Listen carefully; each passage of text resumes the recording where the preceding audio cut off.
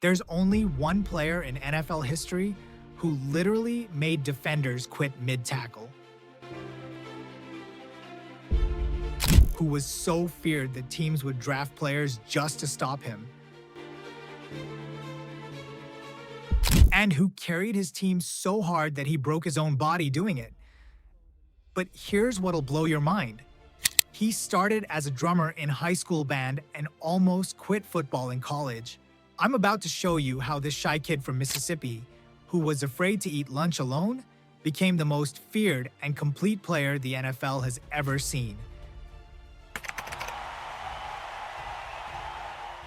But before we dive into this insane story, if you love NFL legends and want to see more videos that'll blow your mind, hit that subscribe button right now and ring the bell, because what I'm about to show you will change how you see football forever. Seriously, this story gets so crazy that you'll want to share it with every football fan you know. Now, let's get into it.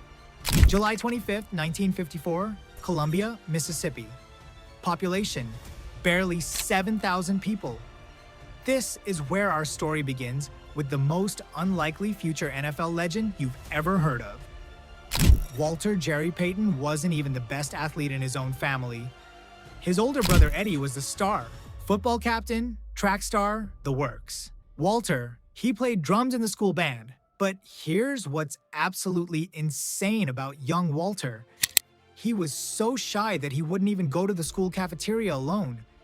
This kid, who would later truck 250-pound linebackers, was afraid to eat lunch by himself.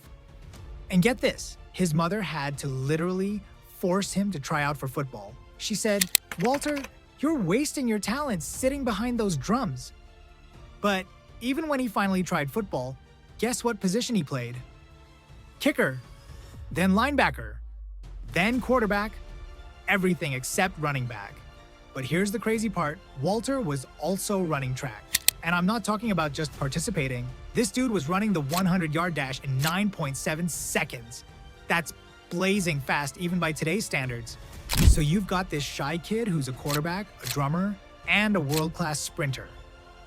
But the real transformation was about to begin.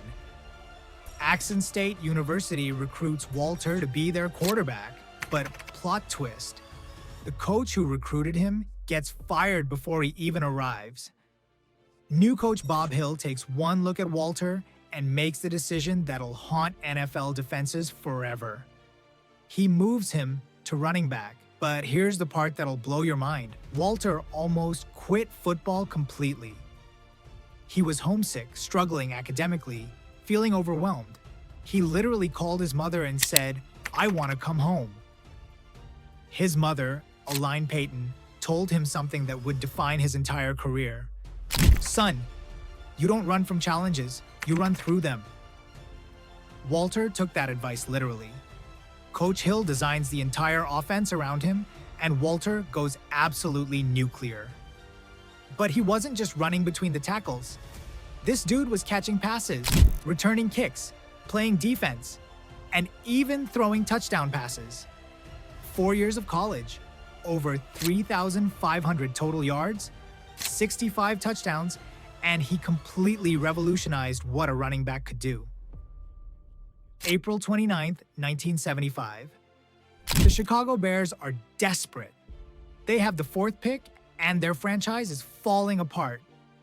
Here's the problem. NFL scouts barely watch small HBCU schools. Walter was putting up video game numbers, but was practically invisible to most teams. Until one Bears scout, Bobby Mitchell, drives to Mississippi and sees something that changes everything. He watches Walter carry the ball 45 times in one game and still look fresh. He sees him break tackles from guys 60 pounds heavier. He sees him do things that shouldn't be humanly possible. But when Mitchell tries to convince the Bears front office, they laugh at him. Jackson State? Never heard of it. He's too small. The competition's too weak. Draft day arrives. The Bears are on the clock with the 4th pick. Most experts have Walter going in the 2nd round. And here's the kicker. Walter isn't even watching the draft. He's back home helping his brother move furniture. Jim Finks steps to the podium and makes the call that saves the franchise. With the 4th pick, the Chicago Bears select Walter Payton. His mom calls him, "Walter, you got drafted by Chicago." His response, "Chicago? Where's Chicago?" Hold up, if this story is already blowing your mind, wait until you hear what happens in the NFL. But first, show some love, smash that like button if you're enjoying this legendary story. And if you haven't subscribed yet, hit that subscribe button because Walter's NFL career gets absolutely insane from here. September 28, 1975. Walter Payton's NFL debut. All eyes are on the 4th overall pick. First carry, 0 yards. Second carry, 0 yards. His entire first game, 8 carries, 0 yards. Chicago fans are furious. Draft bust, wasted pick, send him back to Mississippi. Radio shows are going crazy, fans demanding refunds. The pressure is crushing. But here's what nobody saw. After that game, Walter didn't sulk.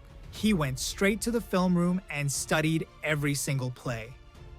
His teammates started noticing something different.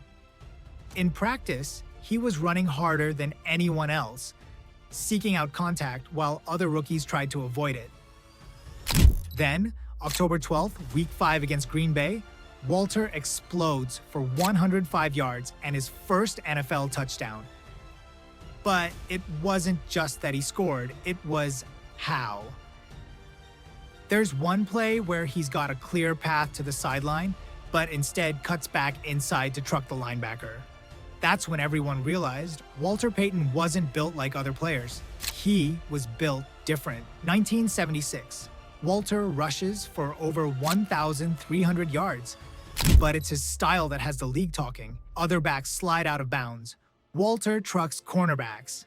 And here's where everyone gets his nickname wrong. People think sweetness means he was nice. Wrong. A Chicago sports writer said watching Walter was like violence wrapped in silk, beautiful and brutal at the same time. That's where sweetness came from. But what made Walter legendary wasn't just his talent, it was his absolutely insane work ethic. Every morning, 5 a.m., Walter would run up a hill behind his house 65 times. His neighbors thought he was crazy. While other players partied in the off-season, Walter was training like a maniac, begging trainers for more reps when others tried to skip workouts. November 20th, 1977, the day Walter became immortal. Minnesota Vikings. Soldier Field, 20 degrees below zero. The field was like concrete. Normal humans could barely walk. Walter Payton runs for 275 yards, an NFL single-game record that still gives people chills. 40 carries in Arctic conditions. And when reporters asked about the cold, he said, "I didn't notice it. I was having too much fun." Here's what made Walter Payton the most complete player in NFL history. He could literally do everything. Run, obviously. Catch passes, 4,538 receiving yards. Throw touchdowns, 8 career touchdown passes. Block. Linebackers bounced off him like a brick wall. Play special teams? Check. Play safety in emergencies? Check. The man even had an interception. But here's the most insane stat of all. In 13 NFL seasons, Walter Payton missed one game. One. Broken ribs? Played through it. Concussions? Back in the game. Separated shoulder? Didn't miss a snap. His pain tolerance was superhuman. Team doctors said they'd never seen anything like it. Final career numbers: 16,726 rushing yards, a record for 18 years. 110 rushing touchdowns, plus all those receiving yards, passing touchdowns, and that one interception. After carrying Chicago for over a decade, 1985 finally arrives. Super Bowl time. Super Bowl 20, Bears versus Patriots. Walter finally gets his championship ring. But here's what makes this legendary. Walter didn't even score in the Super Bowl, and nobody cared. Because everyone knew the truth. There's no Super Bowl without Walter Payton carrying that team for 11 seasons. His teammates, his coaches, his city, they all knew who the real MVP was. Today, the NFL's Man of the Year award bears his name. Not for what he did on the field, but for who he was off it. From a shy drummer who was scared to eat lunch alone, to the most complete player in NFL history who literally redefined what greatness looks like. Walter Payton proved that legends aren't born. They're built through heart, determination, and running through every challenge. If this incredible journey inspired you, smash that like button and subscribe for more legendary NFL stories. And tell me in the comments, who do you think is the most complete player in today's NFL? Until next time, keep chasing greatness like sweetness himself, Walter Payton.